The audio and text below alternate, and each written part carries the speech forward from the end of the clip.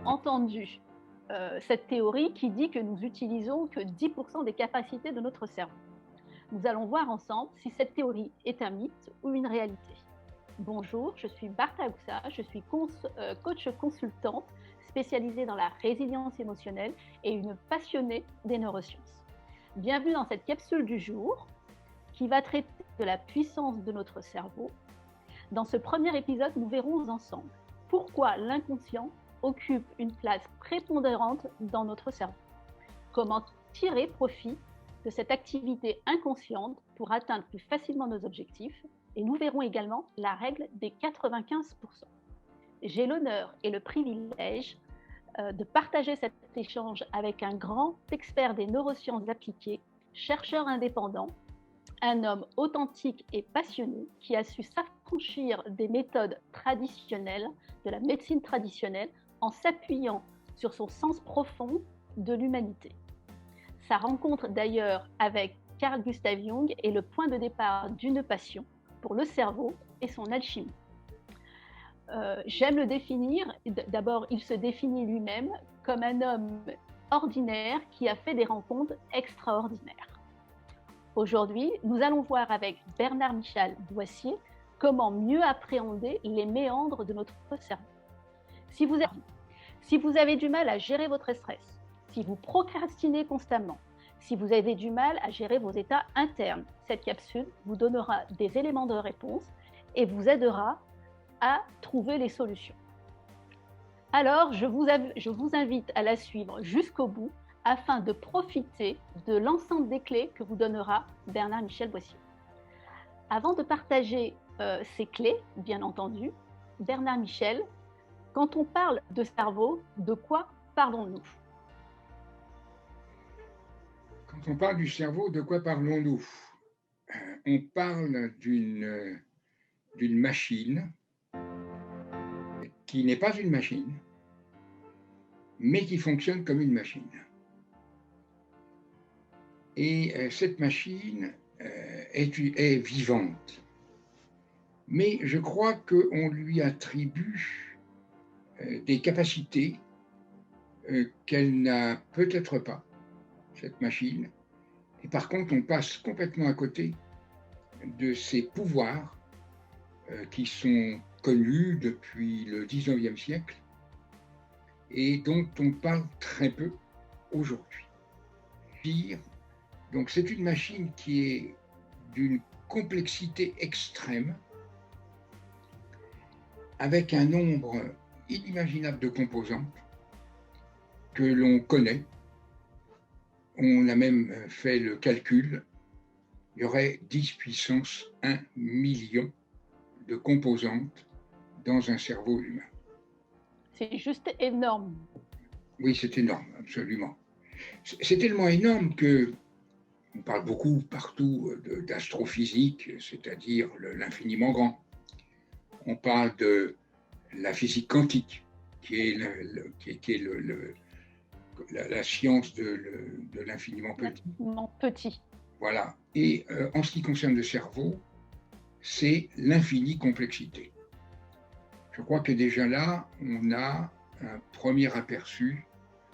On est très loin de tout ce que l'on peut connaître et entendre à propos du cerveau. Alors, pourquoi dit-on que nous exploitons que 10% de notre cerveau ? Est-ce que tu peux nous en dire un peu plus ou simplement éclairer le commun des mortels ? Parce que moi, depuis que je suis petite, j'entends cette vérité, on va dire, cette théorie, ou cette légende urbaine qui dit qu'on n'exploite que simplement 10% de notre cerveau. Alors déjà, le cerveau, il provoque un certain nombre de mythes. Et les 10% sont un des mythes les plus anciens concernant le cerveau. Alors, il y a plusieurs mythes, je vais juste évoquer cela. La tripartition cérébrale, c'est-à-dire cerveau rectilien, cerveau limbique et cerveau cortical, c'est un mythe concernant le cerveau. Là, tu fais exploser pas mal de vérités que certains pensent ancrées quand même dans la science, dans la médecine, on va dire, traditionnelle. si on commence à évoquer la notion de mythe, après tout, on peut rentrer dans ce sujet.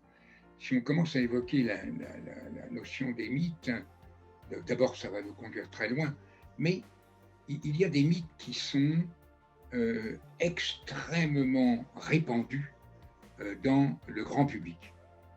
Alors, la tripartition cérébrale, cerveau reptilien, cerveau limbique, cerveau cortical, est une ineptie scientifique absolue. Nous avons la preuve que cette tripartition est totalement fausse. Nous avons eu un autre mythe qui a la vie très dure, celui-là. Mais alors, excuse-moi, avant de passer au prochain mythe, pourrais-tu nous expliquer en quoi c'est pas une vérité, le cerveau tripartite? Alors d'abord, c'est un grand neurobiologiste qui s'appelait MacLean dans les années 1950, mais qui était un darwinien, mais convaincu, et qui a voulu décrire le cerveau dans dans la pure tradition de la théorie de l'évolution des espèces de Darwin. Alors, il était ancré dans cette théorie, en fait. Il était ancré dans cette théorie et il voulait absolument prouver que la théorie de Darwin était vraie. Alors, il faut savoir que la notion de tripartition, on va la retrouver dans le cerveau au moment de la conception. C'est-à-dire que lorsque, au début de la construction du cerveau, on va trouver ce qu'on appelle un canal, et ce canal va être terminé par 3 vésicules. Mais on sera à quel stade? On est vraiment dans le stade embryonnaire ou vraiment fœtus encore? Ah non, on est dans le stade embryonnaire complètement, puisque c'est embryonnaire totalement. Ah, mais c'est dans les premières semaines de la conception. Hein. D'accord. Et donc, on va avoir cette tripartition qui existe réellement. Ça s'appelle une triencéphalisation. Et l'être humain a donc cette triencéphalisation dans sa construction embryonnaire. Mais le problème, c'est que MacLean s'est arrêté à cette triencéphalisation, alors qu'on va voir qu'il y a en fait 5 étapes à l'encéphalisation avant la construction du cerveau. Et pourquoi c'est pas juste? Alors voilà, le cerveau va se construire, il va se construire en un seul bloc. Autrement dit, si la théorie de MacLean était vraie, nous aurions d'abord la première construction qui serait le tronc cérébral, c'est-à-dire ce qu'on appelle communément cerveau reptilien, qui n'a absolument aucun rapport avec le cerveau des reptiles et qui est peut-être pas, on l'appelle l'archéocortex, mais qui n'a d'archéocortex que le nom. Alors théoriquement, dans la vie embryonnaire, nous devrions avoir, dans la construction du cerveau, on devrait avoir d'abord la base de ce qu'on appellera le cerveau, mais c'est la base de l'encéphale. L'encéphale, d'accord. L'encéphale, c'est un terme qui n'est pas utilisé du tout dans le grand public. On parle toujours du cerveau. Mais qu'est-ce que c'est que le cerveau? C'est la partie supérieure et centrale de l'encéphale. Et le tronc cérébral, c'est-à-dire ce qui va à partir de la partie centrale de ce cerveau, pour aller jusqu'à la moelle épinière, eh bien, ça s'appelle le tronc cérébral, et ce n'est pas le cerveau. C'est une annexe cérébrale avec le cervelet. Et c'est pour cette raison que la tripartition est fausse. Parce que d'abord, on va avoir une première étape de l'encéphalisation, et cette première étape va se séparer en 2. Et c'est pour ça que vous allez avoir 2 hémisphères du cerveau.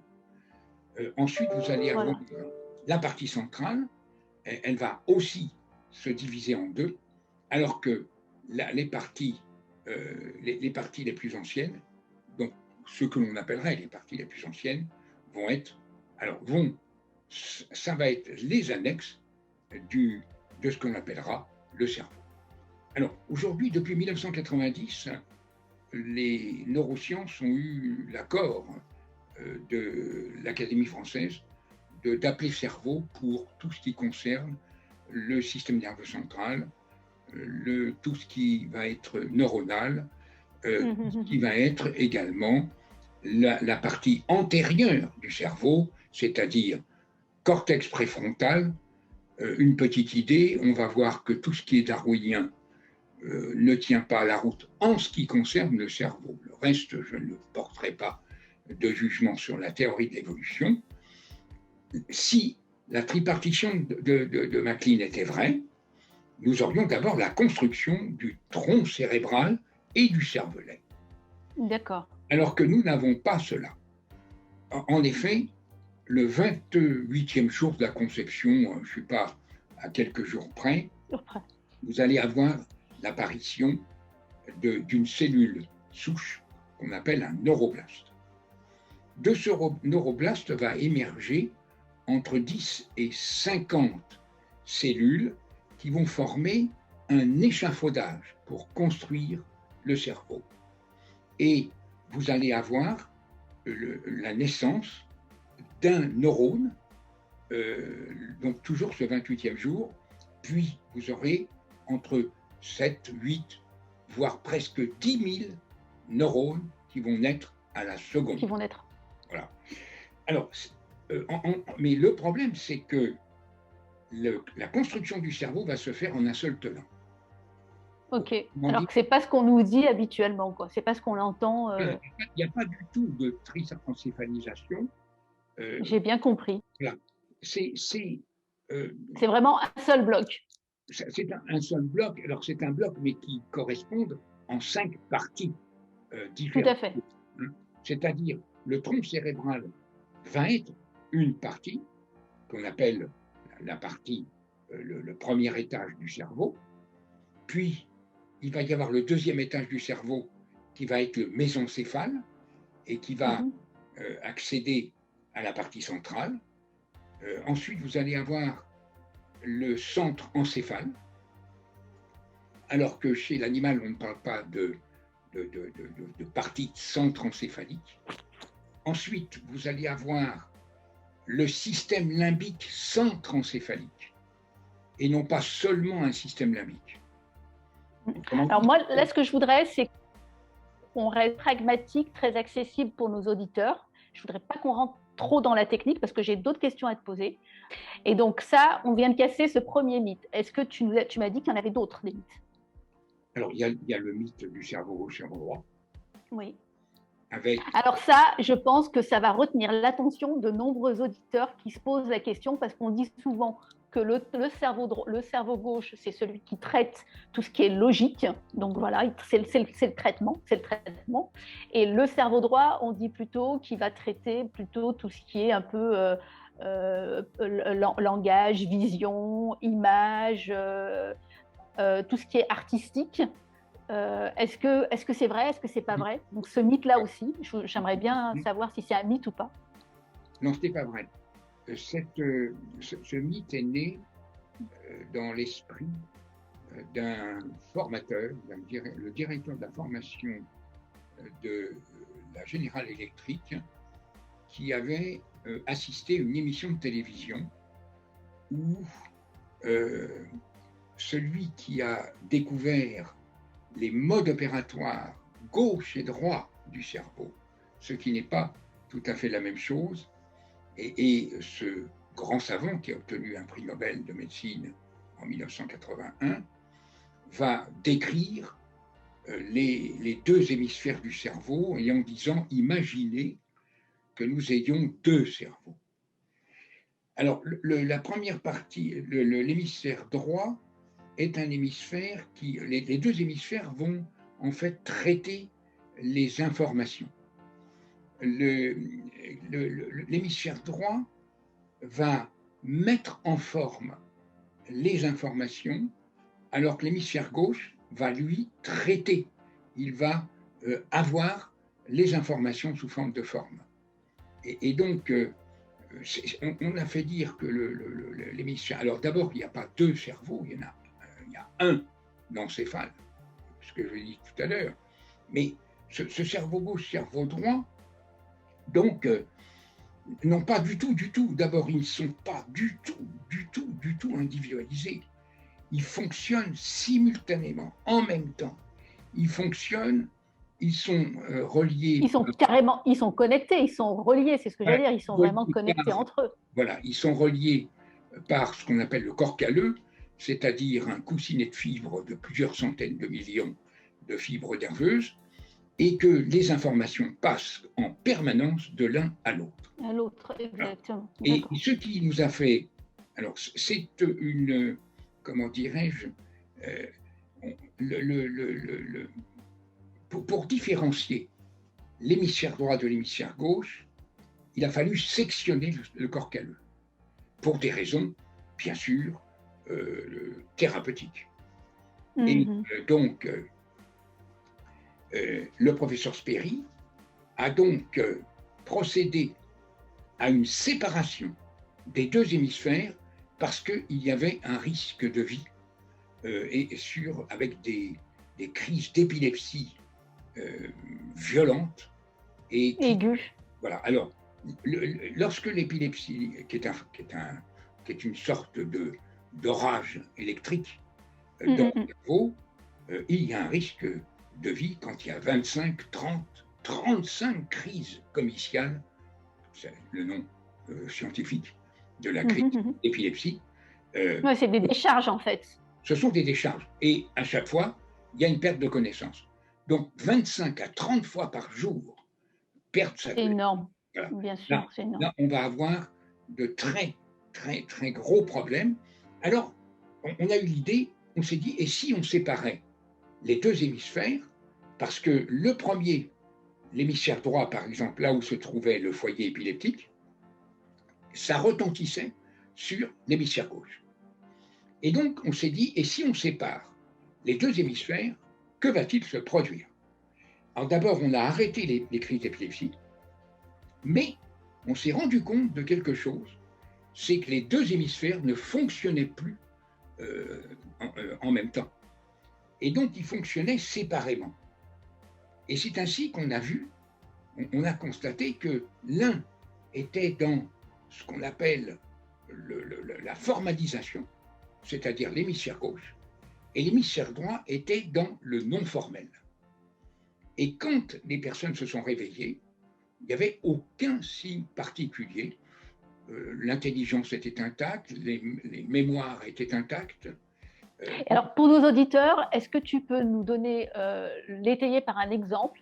Qu'est-ce que ça veut dire que le cerveau droit était dans le formel et celui du gauche qu'est-ce que ça veut dire concrètement pour le cerveau? Le professeur Sperry va donc étudier les processus opératoires de chaque hémisphère. Et il va se rendre compte que l'un reçoit des flux de pré-information et que l'autre les met en information. Voilà, ça veut dire un cerveau reçoit, d'après des chiffres, on les laisse, ils sont naturellement toujours à prendre avec précaution, il recevrait 4 milliards de flux qui ne seraient pas du tout matériels, qui recevraient du cosmos, de l'ensemble du cosmos, et également depuis la moindre cellule. 4 milliards. Les 4 milliards, il ne peut pas les stocker, le cerveau. Il va donc aller extraire 2000 flux de pré-information par seconde. Donc c'est juste énorme ce qu'on est en train de se dire là. Par seconde, oui, je n'ai pas dit en effet, par habitude. C'est énorme. 4 milliards par seconde, mais il ne peut pas les stocker, puisque ce n'est pas matériel. Le cerveau ne peut stocker que de ce qui est substance matérielle. Une forme, il le stocke. Une préforme, il peut la stocker.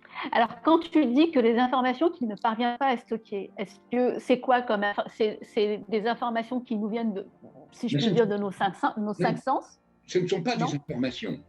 Ah oui, d'accord. Ce sont des forces. Autrement dit, c'est des forces du cosmos et c'est des forces qui sont dans nos cellules. Et donc, Très bien. voilà. Donc, il reçoit depuis la fin du 5e mois de la grossesse, il reçoit 4 milliards de ces flux immatériels par. Alors, Ouais. il va C'est aller énorme. extraire 2000 flux de pré-information. Information, d'accord. Là, on est déjà dans ce qui va être bientôt une information. Autrement dit, les 2000 flux de pré-information, ils vont servir au cerveau. Et donc là, c'est le droit qui va les récupérer. Ça, c'est le droit qui va. Et après, c'est le gauche qui va les mettre en forme. Chez une personne qui n'a pas eu cette division cérébrale, les deux hémisphères fonctionnent quand même bien en même temps. Alors, c'est malgré tout l'hémisphère droit qui est l'hémisphère des préformes, et l'hémisphère gauche, c'est l'hémisphère des formes. Et c'est ce qui a fait dire, d'ailleurs. Mais c'est vraiment une usine, en fait. Ah, c'est une usine. C'est une belle mécanique, hein, c'est une belle usine. C'est une usine qui comprend 100 milliards de neurones. Eh bien, on va y venir, justement. Donc, tu me fais une très belle transition. Milliards de neurones, mais pourquoi dit-on qu'aujourd'hui, que nous exploitons que 10% de notre cerveau dans ce mythe qui est vraiment installé chez tout le monde, quoi. Alors, c'est